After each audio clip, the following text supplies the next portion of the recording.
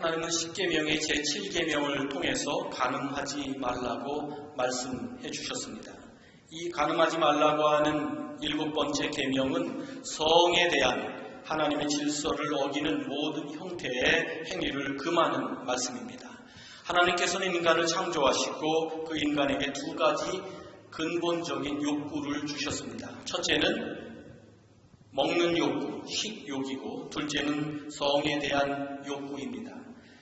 소유욕과 명예욕과 그 밖에 다른 많은 욕구들, 인정받고자 하는 욕구, 여러 가지 욕구들이 우리들 속에 있습니다만 그것들은 사실 가만히 따지고 보면 하나님께서 주신 것이 아닙니다. 타락한 인간이 죄 때문에 갖게 되는 욕구입니다. 그러나 먹는 욕구와 성적인 욕구는 하나님께서 인간에게 주신 욕구요. 그냥 주신 욕구를 넘어서서 하나님의 선물입니다. 그리고 이것은 인간이 생존하는 데 절대적인 관계를 갖고 있는 그러한 욕구입니다. 하나님께서는 인간을 먹어야 살도록 창조하셨고 그리고 먹을 것을 찾도록 욕구를 주셨습니다. 그것이 바로 식욕입니다. 그리고 그 식욕을 해결할 수 있는 충분한 먹거리를 주셨습니다. 먹고는 싶은데 먹을 게 없는 것은 하나님께서 세상을 그렇게 만드시지 않았습니다. 식욕을 주셨고 식욕을 채울 수 있는 충분한 먹거리를 주셨고 그 위에 그 먹을 것에 대한 욕구를 인간이 하나님의 뜻대로 발휘하며 살도록 식욕에 대한 질서를 주셨습니다. 그 질서가 무엇이겠습니까? 필요한 만큼 먹는 것입니다. 필요 이상 먹으면 탈이 납니다. 그런데 인간은 죄된 존재여서 욕심을 부려서 이 질서를 어기고 때때로 많은 경우에 주로 필요 이상으로 먹게 됩니다. 필요 이상으로 먹음으로써 식욕에 대한 하나님의 질서를 어기는 것은 사실은 인간뿐입니다. 소화제 먹는 기린 보셨어요? 없거든요. 인간만이 소화제를 더 먹고 필요 이상 먹고 또 소화제를 먹고 삽니다. 어쨌든 그럼에도 불구하고 이 식욕이라고 하는 것 자체는 하나님께서 주신 귀한 선물입니다. 먹어서 살아있게 만드시는 것이기 때문에 선물이고 또 더불어서 먹는 즐거움이 있지 않습니까? 그 즐거움을 누리도록 하나님께서는 인간에게 식욕을 선물로 주셨습니다. 또한 하나님은 인간을 남성과 여성으로 창조하시고 이성을 서로 그리워하며 살도록 만들어 주셨습니다. 이 남녀가 서로에게 끌리는 마음이 바로 성적인 욕구입니다. 식욕이 생존을 위한 욕구라면 성욕은 생산을 위한 욕구입니다. 그리고 식욕이 단순히 먹어서 안 먹으면 죽기 때문에 먹고 살기 위한 욕구를 넘어서서 먹는 즐거움을 더해주는 선물인 것처럼 성적인 욕구 또한 단순히 생명을 잉태하고 생산하기 위한 것만이 아니라 사랑을 나누는 참 기쁨을 더해주는 선물인 것입니다.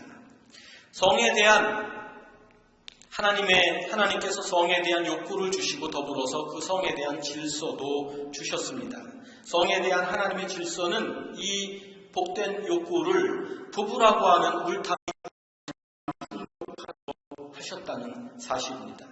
하나님은 인간을 남자와 여자로 만드시고 곧바로 그 두 사람을 부부의 관계로 엮어주셨습니다. 그렇게 하신 까닭은 한편으로는 독처하는 것이 좋지 못해서 즉 사람이 홀로 살아가는 것이 참 외롭고 힘들기 때문이고 그런데 그것만이 아니라 더 나아가서 성적인 욕구를 하나님께서 주셨는데 그 욕구를 하나님의 뜻에 합당하게 누리도록 하시기 위해서 부부의 관계를 맺어주신 것입니다. 부부라고 하는 이 울타리를 쳐주심으로써 하나님께서 주신 이 성이라고 하는 욕구가 복된 욕구가 되도록 해주셨다는 말씀입니다. 그런데 이 울타리를 임의로 넘어서 성적인 욕구를 충족하려고 하는 모든 행위들, 그것이 바로 간음죄를 짓는 것입니다.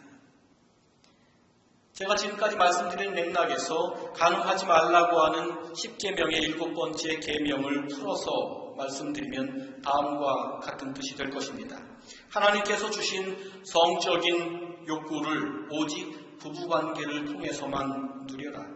이것을 넘어서서 성적인 기쁨이 쾌락이 되지 않도록 주의하라. 부부간에 참 사랑을 나누고 생명 생산의 기쁨을 누리는 일 외에 성적인 욕구를 함부로 표출하지 말고 어떤 경우에도 그 함부로 표출된 욕구를 정당화하려고 하지 말아라. 이런 뜻이 될 것입니다.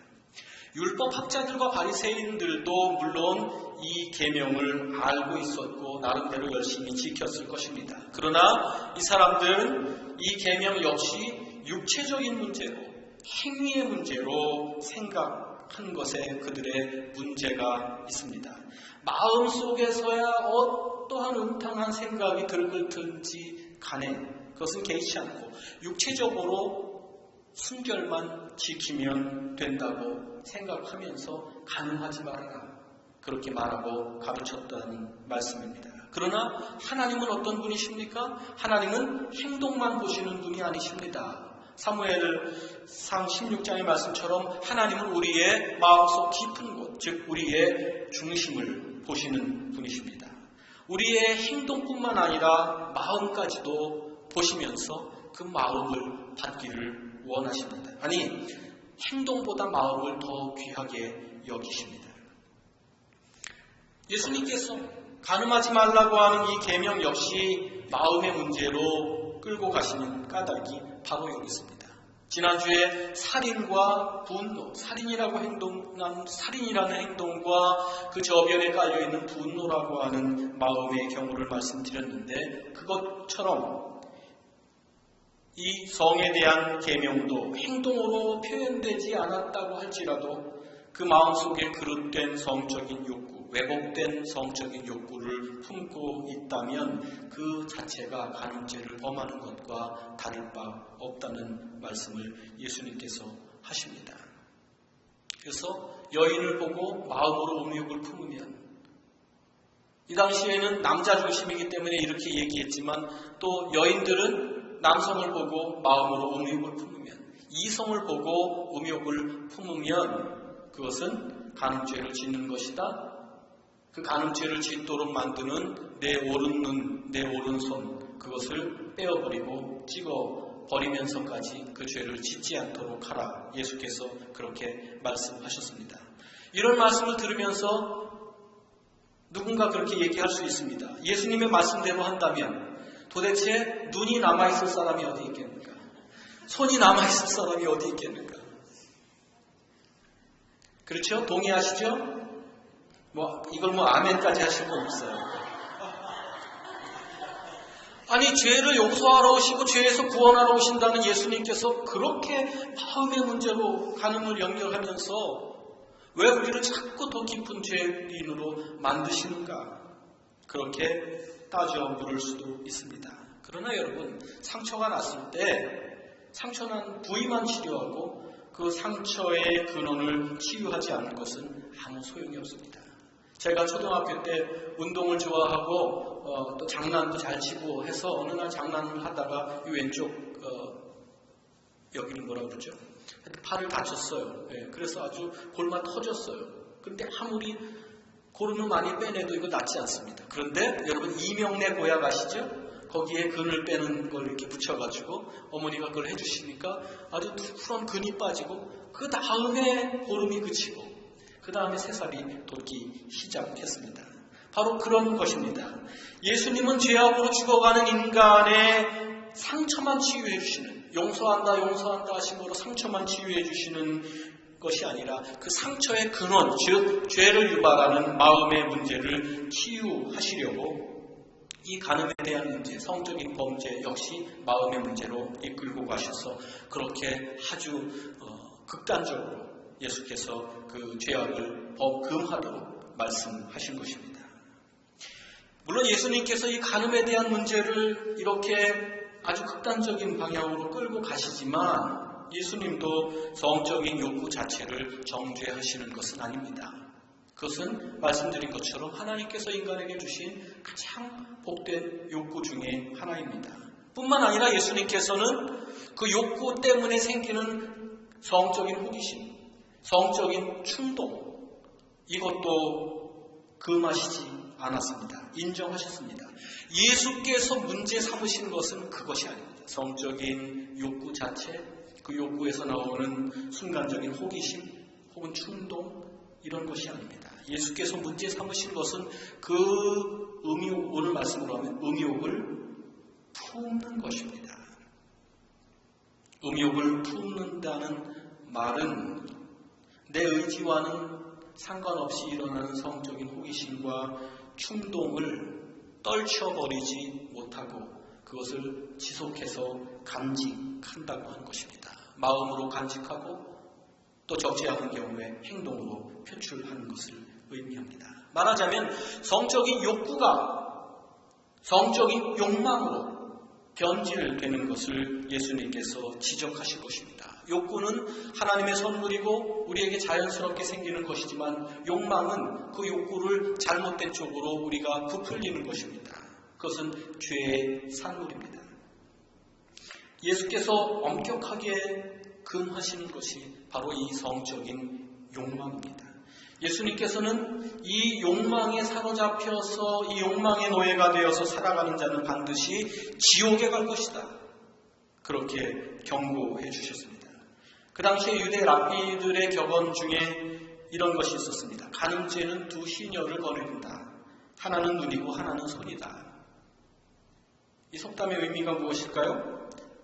성적인 충동에 못 이기면 주로 눈이 움직이고 손이 움직인다는 그런 얘기지요. 성적인 충동에 못 이겨서 그걸 바로 버려야 되는데 그걸 이기지 못하고 음욕을 품으면 그래서 눈을 맞추고 손을 잡기 시작하면서 성적인 범죄는 시작된다고 하는 그러한 뜻입니다. 그래서 예수님께서는 오른손이나 오른눈이 이 범죄를 저지르도록 하면 차라리 그 눈 빼버리고 그 손 잘라버리고 불구로 사는 것이 범죄하면서 지옥불에 던져지는 것보다 낫다고 아주 강경하게 말씀을 던져주십니다. 예수께서 우리에게 성적으로 타락해서는 안 된다. 범죄를 저질러서는 안 된다. 이렇게 강력하게 경고하신 까닭은 성적인 타락은 반드시 영적인 타락으로 이어지기 때문입니다. 잠언 기자는 다음과 같이 말합니다. 잠언 6장 32절 말씀입니다. 남의 아내와 간음하는 사람은 생각이 모자라는 사람이다. 자기 영혼을 망치려는 사람만이 그런 일을 한다. 뭐라고 말씀하셨죠? 성적인 타락은 영혼을 망치는 일이 된다고 하는 말씀입니다. 그냥 단순히 육체적인 문제가 아닙니다. 영혼을 망치는 일이 됩니다. 성경에 보면 성적인 타락과 우상 숭배가 항상 연결되는 것을 봅니다. 우상을 숭배하는 신당에 가보면 성적으로 문란한 일들이 항상 일어나는 것을 성경이 증언합니다. 성적으로 타락하면 영적으로 타락하고 영적인 타락은 곧 영적인 간음죄에 해당하기 때문입니다. 여러분, 과식하면 식욕에 대한 하나님의 질서를 우리가 넘어서서 욕심부려서 과식하면 배가 아프고 탈이 날 수 있고요. 그리고 또 원치 않게 살이 찌고 이런 것에 그칩니다. 그러나 성에 대한 하나님의 질서를 어기면 어떻게 됩니까? 가정도 잃고 사람도 잃고 사랑도 잃고 그리고 마침내 하나님까지 잃게 되는 것입니다. 오늘날 적지 않은 사람들이 성적인 해방을 꿈꿉니다. 특별히 젊은 사람들이 두려움 없이 성개방을 외칩니다. 하나님께서 정해주신 부부라고 하는 성의 울타리를 무너뜨려 보자는 것입니다. 그것은 굴레야. 그 울타리를 굴레라고 낙인 찍으면서 전통적인 성의 굴레를 벗어던지자. 여기에서 자유로워보자. 그렇게 이야기합니다. 그러나 여러분, 분명히 알아야 합니다. 성의 굴레를 벗어던지는 순간, 그것이 굴레도 아니지만 어쨌든 굴레라고 치고 그 굴레를 벗어던지는 순간 더 무서운 굴레, 사탄의 굴레를 쓰게 되어 있습니다. 성적인 해방은 진정한 자유를 구가하는 길이 아닙니다. 성적인 해방은 사탄에게 구속당하는 일입니다. 그건 진정한 자유가 아닙니다. 목자의 잔소리가 싫다고 해서 그 양이 울타리를 벗어나면 그 순간 바로 늑대를 만나게 되는 것입니다. 여러분, 이 성적인 타락과 방종의 문제는 사실 21세기만의 문제는 아닙니다. 20세기에도 그랬고 5세기에도 그랬고 사람들이 살아가면서 언제나 있었던 문제입니다. 그러나 오늘날 이 문제가 더욱더 심각한 것은 성적인 유혹의 물결이 더욱더 거세다는 데에 있습니다. 각종 매스미디어, 성적인 호기심을 자극하는 화면들과 문구로 가득합니다. 인터넷, 어린아이들도 쉽게 음란 사이트에 접속할 수 있습니다. 무방비입니다. 성적 타락의 천명 역할을 하는 것이 바로 인터넷입니다. 이 모든 유혹 속에서 요즘 사람들이 말합니다. 불륜은 불륜이 아니야. 불륜은 낭만이야. 외도는 외도가 아니야. 외도는 능력이야. 그 정도 낭만은 누리고 살아야지. 그 정도 능력은 있어야 되지 않겠어? 착각 중에 착각입니다. 정말 이 시대가 에베소서 4장에서 바울이 말씀하는 것처럼 수치의 감각을 잃고 자기의 몸을 방탕에 내맡기고 탐욕을 부리며 모든 더러운 일을 합니다. 이 말씀에 견줄 만한 세상이 되어가고 있습니다. 우리는 아무런 방어벽이 없이 성적인 유혹이라고 하는 화살이 빗발치는 전쟁의 벌판에, 그 한복판에 서 있는 것 같습니다. 이 소위 성해방이라고 하는 이 죄악의 쓰나미에 휩쓸리지 않기 위해서 우리 교우들이 세 가지를 알아야 하겠습니다. 첫째는 성적인 타락은 반드시 무서운 결과를 초래한다고 하는 그 타락의 심각성을 알아야 합니다. 달콤한 것이 아닙니다. 낭만이 아닙니다. 성적인 쾌락의 달콤함은 단 한순간일 수 있습니다. 그러나 그것으로 치러야 할 대가는 엄청납니다. 그것을 알아야 합니다. 예수님은 그 대가가 뭐라고 했습니까? 지옥에 가야 하는 것이라고 말씀하셨습니다. 그래서 차라리 그 엄청난 대가를 치르느니 그보다 좀 덜한 대가, 눈을 빼버리고 손을 자르는 고통을 당하는 것이 차라리 낫다고 말씀하셨습니다. 그만큼 이 성적으로 유혹에 무너져서 치러야 할 대가는 크다고 하는 사실을 알아야 합니다. 하나님께서 만들어주신 이 울타리 안에서 하나님의 질서에 합당하게 누리는 성적인 기쁨은 인간에게 사랑과 생명이라고 하는 더없이 지고한 행복을 선물로 줍니다. 그러나 울타리를 벗어나서 맛보는 성적인 쾌락은 반드시 고통과 비극으로 결말을 맺고 맙니다. 우리가 알아야 할 두 번째 사실은 성적인 유혹은 맞서서 안 된다는 것입니다. 피해야 한다는 것입니다. 사도 바울은 디모데후서에서 너는 청년의 정욕을 그 정욕과 맞서서 싸워라 그렇게 하지 않으셨습니다. 그것을 피하라. 청년의 정욕을 피하라 말씀하셨습니다. 최근 제가 인터넷 기독교 신문에서 읽은 기사인데 최근 한국에서 한 큰 교회에 인턴으로 하는 젊은 전도사가 있었습니다. 결혼한 기혼 전도사입니다. 그런데 교회 사무실 컴퓨터에서 음란 사이트를 여러 번 보다가 발각되어서 결국 교회를 쫓겨나게 되었습니다. 어떻게 목회자가 그렇게 할 수 있느냐고 우리 식으로 하면 이제 목회위원회겠죠. 불려가서 그렇게 물어봤더니 이 젊은 전도사가 하는 이야기가 청소년들 그 포르노의 심각성이 그게 얼마나 유해한 것인지를 가르쳐 주기 위해서 그러려면 자기가 봐야 되잖아요. 알아야 되잖아요. 그러니까 연구차 들리다가 또 들리고 싶고 또 들리고 싶고 그래서 중독되었다고 하는 사실입니다. 정말 그렇게 이야기하고 그러고서 사표를 낼 수밖에 없게 되었습니다. 맞서서 되는 일이 아닙니다. 그래서 사도 바울도 피하라고 말씀하셨습니다. 잠언 말씀에 아주 유익한 말씀이 있습니다. 불을 가슴에 안고 다니는데 옷이 타지 않을 수 있겠느냐. 정욕이라고 하는 불이 환경이라고 하는 기름을 만나지 않도록 아예 그것은 피해야 합니다. 그러한 유혹이 생길 때마다 기도함으로 그 자리를 피해야 합니다. 그 상황을 피해야 합니다. 그 상황을 거절하셔야 합니다.